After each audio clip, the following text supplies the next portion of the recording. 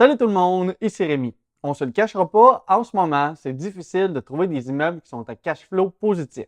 Dans tous les immeubles standards et tous les plex, le calcul de rentabilité est pas mal toujours négatif. Et toutes les dernières hausses de taux d'intérêt qu'il y a eu, ça vient pas aider dans le processus et je pense qu'il va falloir s'y faire parce que c'est une nouvelle réalité qui va durer quand même longtemps. C'est donc important d'apprendre le plus de trucs possible pour réussir à apporter ton immeuble à cash flow positif et c'est justement ça qu'on va regarder aujourd'hui. Vous le savez, je l'ai toujours dit, tous mes immeubles sont à cash flow positif. En fait, je devrais plutôt dire étaient.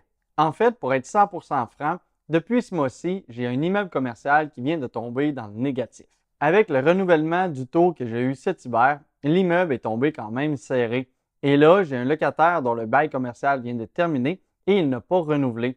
Au final, je me retrouve avec une perte d'environ 1500 $ sur un immeuble commercial et ça jusqu'à temps que je retrouve un nouveau locataire. Mais trouver un nouveau locataire commercial, c'est quand même un petit peu plus difficile que de trouver un locataire résidentiel. Mine de rien, ça représente quand même 18 000 $ par année. Donc, ceux qui pensent que c'est plus facile quand on a plusieurs immeubles, il faut comprendre qu'en immobilier, on est tous dans le même grand bateau et qu'on a tous les mêmes réalités. Augmenter les revenus, diminuer les dépenses, trouver des locataires, ça s'applique autant à ceux qui débutent qu'à ceux qui ont plusieurs immeubles. Heureusement, dans mon cas, tous mes autres immeubles sont à cash flow positif et c'est entre autres ce qui va me permettre d'absorber la perte sur mon immeuble commercial. Et si mes autres immeubles dégagent quand même beaucoup d'argent, c'est entre autres parce que j'ai des maisons de chambre.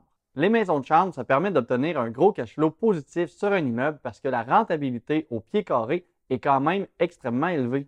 Et en plus, c'est le genre d'immeuble qui ne se vendent pas nécessairement facilement, donc le coût à l'achat est vraiment très peu élevé par rapport aux revenus qui sont quand même très élevés. Pour vous donner un exemple concret et réel, eh bien, je parlais la semaine dernière avec un étudiant et il m'a envoyé le lien vers un immeuble, un duplex, qui est à vendre en ce moment même à Jonquière. Au lieu d'être loué de façon standard avec seulement 2 logements, eh bien, le propriétaire actuel a décidé de le louer en chambre et il n'y a pas moins de 14 chambres en tout dans le duplex. Imaginez-vous, l'immeuble qui est en vente actuellement et qui est affiché à seulement 230 000 $, eh bien, il dégage des revenus mensuels de 3 920 $, donc un revenu annuel de pas moins de 47 000 $ par année. Et selon moi, je pense que son immeuble est encore sous-exploité parce que des chambres à 280 $, c'est vraiment pas cher. Il y a quand même moyen d'augmenter ça avec plusieurs astuces. Bref, vous voyez qu'avec des maisons de chambre, ça permet de faire des ratios qu'on ne voit pas du tout ailleurs dans les autres genres d'immeubles. Avant de se lancer là-dedans, il faut quand même comprendre qu'il y a tout plein de subtilités et de choses à savoir si on ne veut pas se planter ou si on ne veut pas toujours passer notre temps là-bas à gérer. Malheureusement, ce n'est pas ce que je vais parler aujourd'hui, ce n'est pas le sujet de la capsule, mais si jamais vous voulez en savoir plus, j'ai quand même une formation sur le sujet ou bien vous pouvez suivre mes autres vidéos et je dévoile quand même souvent des petites pépettes d'or qui vont vous permettre de bien gérer les immeubles. Mais bon, c'est peut-être pas tous les immeubles qui se prêtent pour avoir des maisons de chambre et c'est peut-être pas non plus la réalité de vos immeubles actuellement. C'est pour ça qu'il y a quand même d'autres moyens qu'on peut réussir pour augmenter le cash flow d'un immeuble. Petite pause à tous ceux qui m'encouragent en devenant membre de la chaîne. Non seulement c'est une bonne dose de motivation pour moi, mais surtout ça vous donne des rabais sur mes formations et ça me permet de continuer à vous offrir du contenu de qualité gratuitement pour vous faire grandir dans le monde immobilier. Merci et c'est reparti. Ce qu'il faut faire pour augmenter le cash flow d'un immeuble, c'est évidemment d'augmenter les revenus.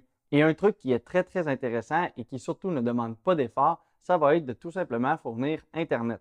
Et oui, pour vous démontrer le pouvoir de fournir Internet, on va prendre un exemple simple. On va prendre le fait que tu détiens un 4 logements et que tu désires ajouter Internet au bail. Tu décides donc d'augmenter tes 4 logements de 60 $, eh bien, ça va nous faire 240 $ de revenus de plus par mois.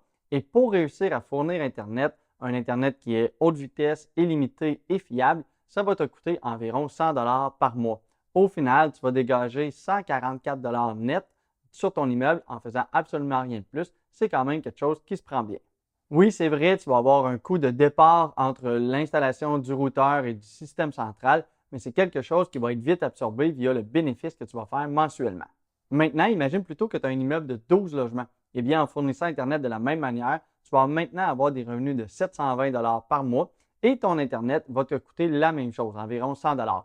Au final, tu vas réussir à dégager 620 $ de plus par mois. C'est quand même des chiffres qui paraissent énormément quand on fait notre calcul de rentabilité.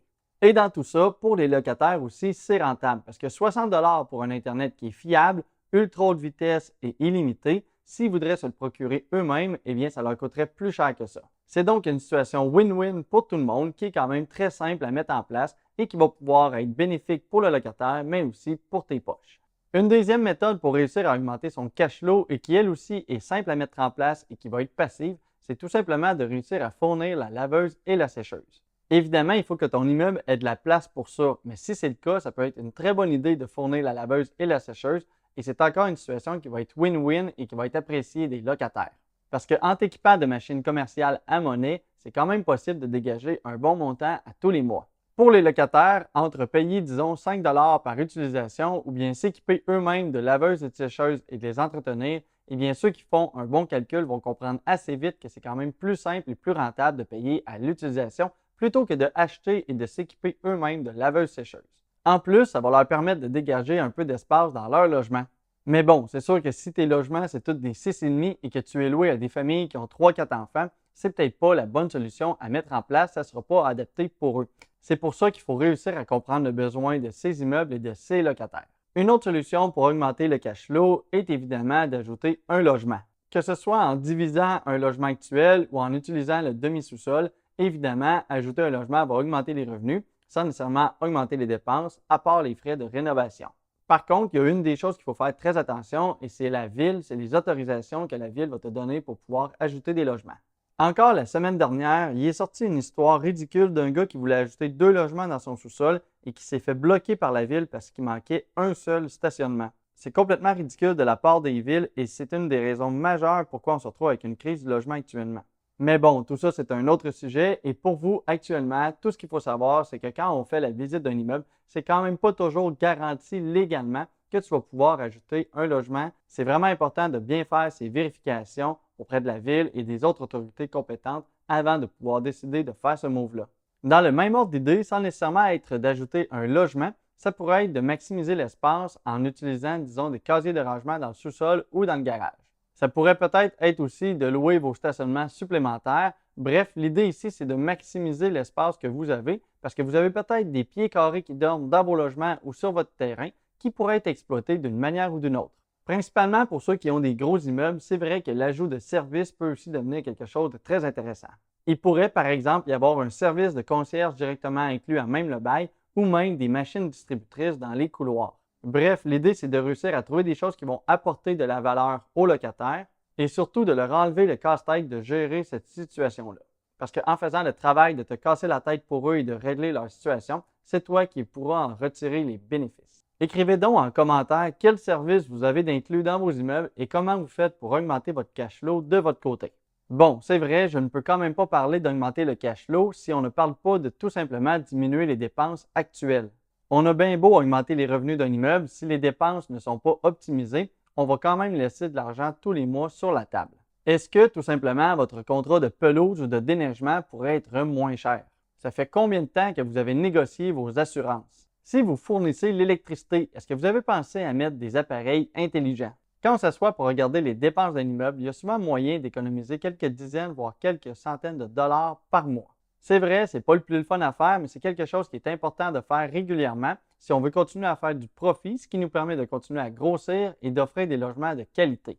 Je le répéterai toujours, l'immobilier, c'est une entreprise et la gestion de ses revenus et de ses dépenses est super importante si on veut continuer et réussir à survivre dans ce monde compétitif.